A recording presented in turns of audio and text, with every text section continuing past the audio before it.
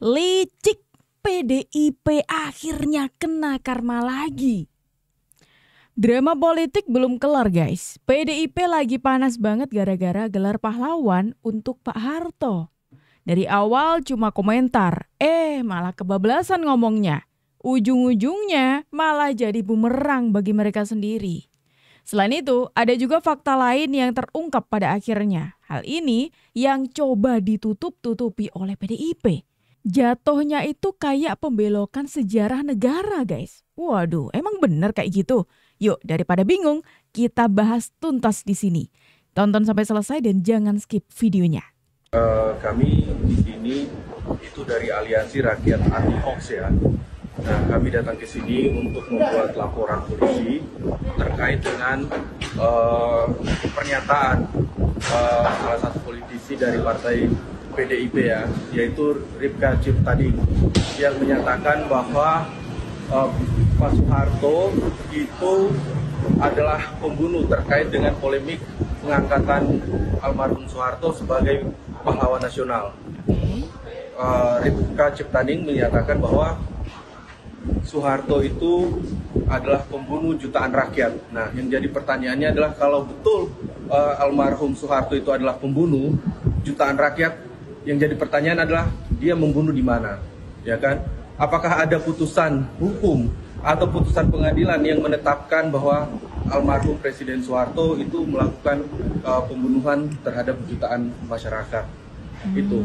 Okay. Nah, ini kan informasi seperti ini yang memang lebih menjurus pada ujaran kebencian dan berita bohong ya. Karena apa? Karena sampai hari ini itu tidak ditemukan adanya putusan terkait yang menyatakan bahwa almarhum Soeharto itu melakukan pembunuhan jutaan rakyat. Nah, tentu ini juga pernyataan seperti ini kalau dibiarkan itu akan menyesatkan informasi publik tentunya. Mungkin itu. Itu tadi disebut bahwa Ripka Ciptaning itu mengatakan membunuh ratusan juta orang. Bisa dibuktikan nggak? Mengatakan itu di mana dan kapan gitu? Itu di tanggal 28 Oktober ya. Oh, saya menolak keras. Ya kan, apa sih hebatnya si Soeharto itu sebagai pahlawan? Oh, yang itu teman-teman. Itu kami temukan video itu ada beberapa media elektronik ya, salah satunya Kompas, terus kemudian beredar di TikTok. Berarti itu menjadi alat bukti juga gitu? Iya, betul. Oke. Ternyata itu statement dari Ibu Ripka Ciptaning yang pada akhirnya mengantarkan dia bisa dikatakan kena karmanya teman-teman ya. Kena karma karena apa? Karena dia menuduh Pak Soeharto. Ini masih ada kaitannya dengan gelar pahlawan yang sebelumnya beberapa hari yang lalu ini diberikan dari Pak Presiden ke Pak Soeharto gitu teman-teman. Yang mana kemudian ini tuh kayak PDIP sangat marah sekali dengan adanya keputusan itu. Makanya saking marahnya jadi gak kekontrol nih omongannya, gak ngelantur ke sana kemari sampai-sampai muncullah kebablasan itu. Karena kebablasan itu yang pada akhirnya ada pihak nih yang merasa ini sudah kelewatan dan perlu diluruskan dan perlu untuk dipertanggungjawabkan. Makanya baru sekarang saya buka ini. Hanya karena ada stop. Aduh, Republik Indonesia ini unik loh. Apa? Dapatlah proklamator, Bapak Bangsa. Terus ini apa? Pahlawan. Lah, tapi kan ya, hati-hati loh kalau mau jadiin pahlawan itu loh. Lah jangan gampang dong. Kalau Pak Bung Karno benar pahlawan. Karena saya berani bertanggung jawab. Dia nggak ditahan, dia diisolasi aja. Saya nanya, ini sebetulnya apa? Kalau tahanan mana kertasnya? Supaya saya kalau bisa ngadep kemana-mana. Never. Tidak ada. Tidak ada. Can you imagine yang namanya negara Pancasila? Yang saya ngomong peri kemanusiaan. Orang yang membuatnya itu dibegitukan tapi diam saja. Kami anak-anaknya, dia katakan diam. Makanya baru sekarang saya buka ini. Hah? Terus kalian mau kejadian begitu lagi? Mau? Nah, jangan bohong. Tapi kalau dipikir-pikir teman-teman ya, memang hubungan antara PDIP dengan Pak Harto ini nampaknya memang tidak begitu baik gitu ya. Terbukti ini ketika adanya pemberian gelar pahlawan ini, bahkan sebelum itu PDIP ini kerap kali menyinggung Pak Harto, menjatuhkan Pak Harto sejatuh-jatuhnya, menyebut Pak Harto ini seolah kayak memperlakukan Bung Karno ini dengan tidak baik. Tapi apakah seperti itu? Coba kita cari tahu dulu buktinya. Dalam buku biografi Megawati dikatakan justru Soeharto lah yang menolong Soekarno. Waktu itu ginjal Soekarno sudah sangat parah kondisinya, hanya berfungsi 1 dan tinggal 10% saja kemampuan ginjalnya. Soekarno tinggal di pavilion Istana Bogor. Akan sangat kerepotan kalau Soekarno harus berobat. Oleh karena itu Megawati dan anak-anak Soekarno menghadap Soeharto di Cendana. Megawati datang ke Cendana untuk meminta bantuan Soeharto agar Soekarno bisa ditempatkan di Wisma Yaso Selipi, Jakarta. Tujuannya agar pengobatan ginjalnya mudah dan dekat. Megawati diterima sangat santun dan lembut oleh Ibu Tien Soeharto. Soeharto pun bertanya, ada apa Megawati datang ke rumahnya? Soeharto pun menerima Megawati dengan kesantunan Jawanya. Permintaan Megawati agar Soekarno dipindah ke Wisma Yaso pun dikabulkan oleh Soeharto. Soeharto pun sampai membelikan mesin cuci ginjal untuk Soekarno. Mesin itu diimpor dari Swiss dan itu merupakan mesin ginjal pertama di Indonesia. Mesin cuci ginjal itu akhirnya dihibahkan untuk RSCM. Saat Soekarno wafat, Soeharto mengeluarkan surat edaran resmi bahwa semua instansi pemerintah harus mengibarkan bendera setengah tiang dan negara dinyatakan berkabung selama 7 hari. Soeharto juga mengabadikan nama Soekarno menjadi nama bendera di Cengkareng dengan nama Bandara Soekarno-Hatta. Soeharto lah juga yang melindungi Soekarno dari pengadilan Mahmilub. Tanpa Soeharto, Soekarno sudah dimahmilubkan dan dipenjara karena Soekarno terlibat dalam gerakan G30 PKI. Soeharto maafkan Soekarno dengan prinsip mikul dur mendem jero. Ketika acara-acara upacara yang Soekarno ada di situ untuk berpidato pasca G30S, Soeharto lah yang mengawal keselamatan Soekarno dari ancaman amok massa atau pembalasan TNI AD, karena Soekarno adalah pencetus terbunuhnya 7 pahlawan revolusi. Soeharto juga melarang buku-buku yang mengupas keterlibatan Soekarno dalam G30S, diantaranya buku Soekarno Files karya Anthony Drake dan Siapa Menabur Angin Akan Menabur Badai karya Sugiarso. Soeharto lah yang melindungi Soekarno dari tuntutan A.H. Nasution supaya Soekarno diadili. Bahkan karena itulah hubungan Soekarno dan Nasution menjadi merenggang. Sekarang anak keturunan PKI memutarbalikkan fakta. Waspadalah. Aduh, bentar teman-teman. Ini ada fakta terungkap bahwa ternyata narasi yang dibangun oleh PDIP nampaknya kok tidak seperti apa yang kita dengarkan barusan.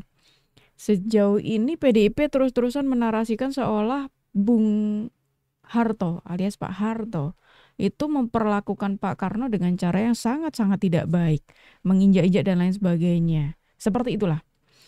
Seperti tidak memperlakukan Pak Karno itu seperti seorang proklamator. Cuman dari cerita barusan ini ada fakta terungkap bahwa sebetulnya hubungan antara Bung Karno dengan Bung Harto ini sangat baik. Bahkan Bung Harto ini membantu Bung Karno. Nah ini yang menarik adalah kalimat terakhir. Cerita ini yang coba diputar balikan oleh PKI. Kita tahu Ibu Ripka Ciptaning itu merupakan anak PKI. Dia sendiri yang mengaku. Jadi kesimpulannya apa teman-teman? Terlambat saja Soeharto ambil tindakan 1 Oktober, kita sudah dikuasai seluruh Indonesia. Pak Nas katakan, Harto, sekarang saya perintahkan kamu lakukan pembersihan dan operasi pengamanan. Bung Karno penggali Pancasila, Soeharto penyelamat Pancasila. Ngeri. Lubang sekecil gini, 7 orang dimasukkan kepala ke bawah, ditembakkan lagi dari atas. Itulah janjinya PKI. Jangan kita maafkan orang-orang ini. Pak Harto jadi presiden tahun 67, pejabat presiden tahun 67 dan presiden penuh 68. Nah, ada satu hal barangkali yang orang tidak pikirkan. Ketika Soeharto naik jadi presiden, Republik ini itu negara bangkrut. Jadi dalam kondisi bangkrut, Bangkrut, Pak Harto, Pak Harto jadi presiden. Dan bangkrutnya lumayan tinggi. 600% inflasi. 600% inflasi. Inflasi itu. Anda masih ingat. Oh, ini menarik teman-teman. Jadi beberapa waktu belakangan ini kan memang banyak pro dan kontra mengenai gelar pahlawan yang diberikan oleh Bung Harto gitu ya. Yang diberikan kepada Bung Harto. Yang mana itu salah satu yang tidak setuju dengan adanya pemberian itu adalah PDIP. Kalau kita coba ingat, ini kita tidak boleh melupakan sejarah ini.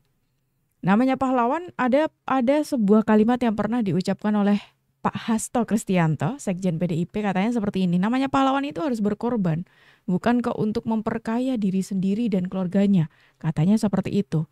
Faktanya, ketika kita coba flashback ke belakang, Pak Harto ini pertama kali naik tahta jadi presiden, itu tidak mudah. Karena inflasi pada saat itu ada di 600%. Pasti, waduh, itu butuh kecerdikan untuk menyelesaikan itu, ya kan? Yang mana jelas dari situ saja sudah bisa melihat kalau dari dari waktu itu terus kemudian sampai akhir jabatannya itu ada perubahan, itu kan sebuah tanda kalau Pak Harto ini semasa menjadi presiden itu sudah bekerja untuk negara, ya kan? Nah, ini yang seringkali dilupa. Dengan sejarah yang dibawa oleh orang-orang yang menolak adanya gelar pahlawan ke Pak Harto ini adalah rekam jejak buruknya Pak Harto. Yang kita tidak boleh lupa adalah terkadang orang-orang itu lupa apa yang sudah dilakukan oleh orang tersebut. Prestasi apa yang sudah dilakukan oleh orang tersebut. Begitu teman-teman. Ini salah satu contohnya. Emil Salim nulis, nggak mau Pak Harto. Jadi Pak Harto itu orang baik, orang tahu diri itu. Nggak mau saya. Tahun 67 dipaksa. Bung Karno tidak mau bubarkan PKI. Kalau mau jadi presiden ya presiden, tapi PKI tetap jalan. Akhirnya apa Pak Harto? Kalau gitu, ya kita pilih presiden yang baru terpaksa. Siapa? Pak Harto bilang Nasution. Itu jenderal paling senior, kata Pak Harto pada waktu itu.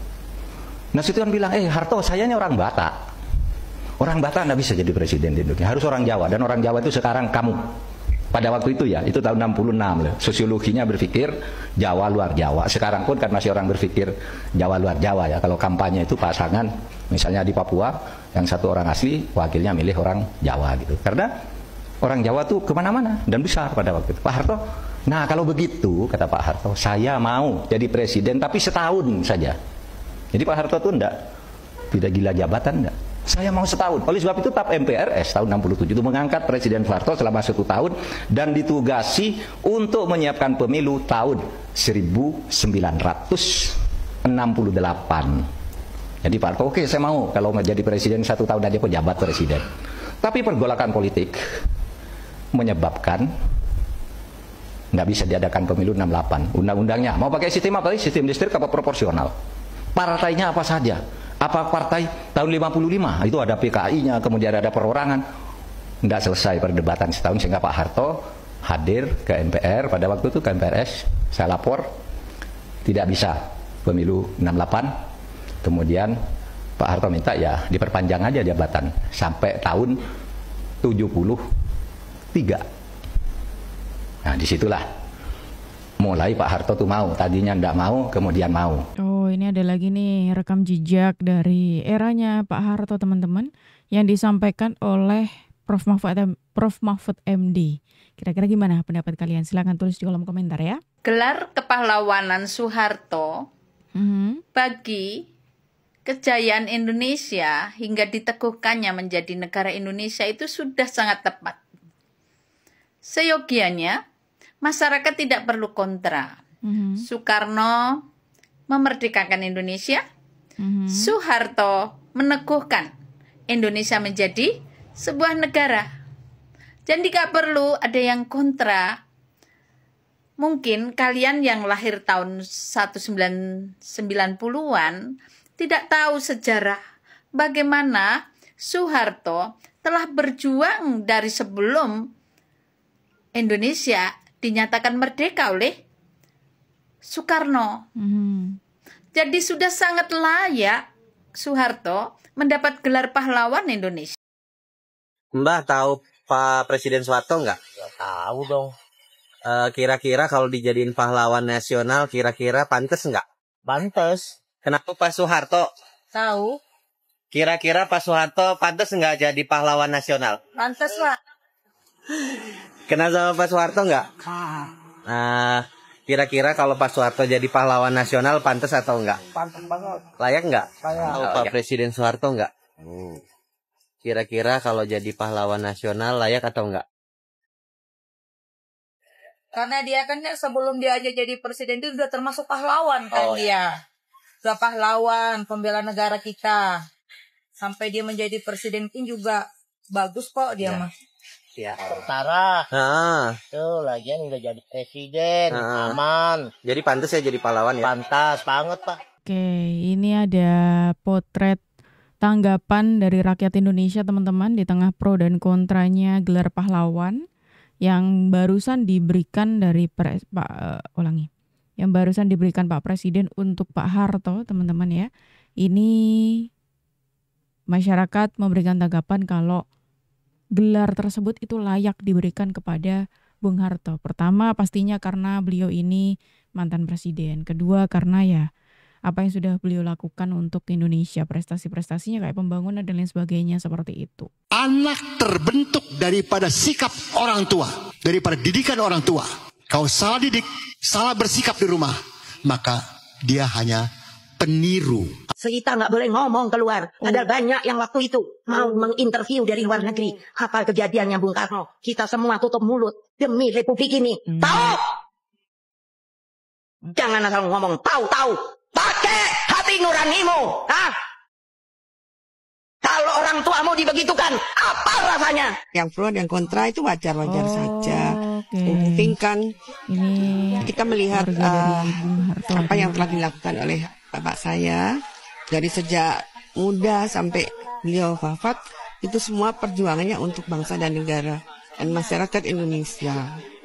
Jadi boleh-boleh saja kok kontra, tapi juga jangan ekstrim gitu. Yang penting kita jaga persatuan dan kesatuan Republik Indonesia.